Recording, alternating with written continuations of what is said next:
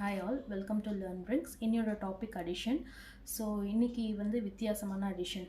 ஒரு லாஜிக்கலாக ஒரு குழந்தையால் ப்ராசஸ் பண்ணி சொல்ல முடியலை, இன்டலெக்சுவல் டிசபிலிட்டி இருக்க ஒரு குழந்தையால் 2+3 என்னன்னு சொல்ல முடியல அப்படின்னா அவங்களுக்கு அதே வேலை நம்ம சொல்லித்தரதோட, ரைட் பண்ணி சொல்லித்தரதோட, நம்ம அந்த அவங்களோட ஸ்ட்ரகிள் பண்ணுறதோட அவங்களுக்கு வேறு வே ஆஃப் லேர்னிங் தான் இன்றைக்கி பார்க்க போகிறோம்.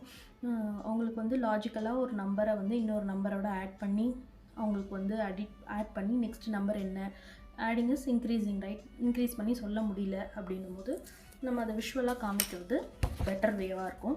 ஸோ நான் அந்த மாதிரி ஒரு சார்ட் ப்ரிப்பேர் பண்ணியிருக்கேன். இப்போ இங்கே ரெட்டில் 1 to 10 நம்பர்ஸ் இருக்குது.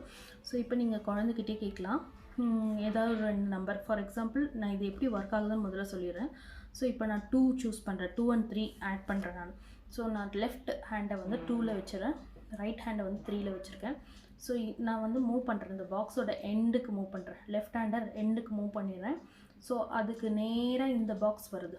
ஸோ இது ரெண்டும் காரிலேஷன் ஆகுறது, 2 ஃபிங்கரும் தொடர இடம் எங்கே இருக்குன்னா நம்பர் 5. ஸோ 5 தான் ஆன்சர். 2 + 3 is 5. அதே மாதிரி இப்போது குழந்தையே நீங்கள் கேட்கலாம், கேட்டிங்கன்னா அவங்களே 2 நம்பர் சொல்கிறாங்க. ஃபார் எக்ஸாம்பிள் 2 and 5 சொல்கிறாங்கன்னு வச்சுக்கோங்க. ஸோ ஃபஸ்ட்டு என்ன நம்பர் சொல்கிறாங்களோ அது நம்ம லெஃப்ட் ஹேண்ட்லேயும், செகண்ட் என்ன நம்பர் சொல்கிறாங்களோ அது ரைட் ஹேண்ட்லேயும் வச்சுக்கணும். ஸோ 2லேருந்து மூவ் பண்ண உடனே உங்களுடைய நம்பர் இந்த பாக்ஸ் எண்ட் ஆகுது, இதுக்கப்புறம் பாக்ஸ் இல்லை. ஸோ எண்ட் ஆகிற இடத்துல கை வச்சுக்கிறீங்க. அதேமாரி 5 மூவ் பண்ணிகிட்டே வரணும்.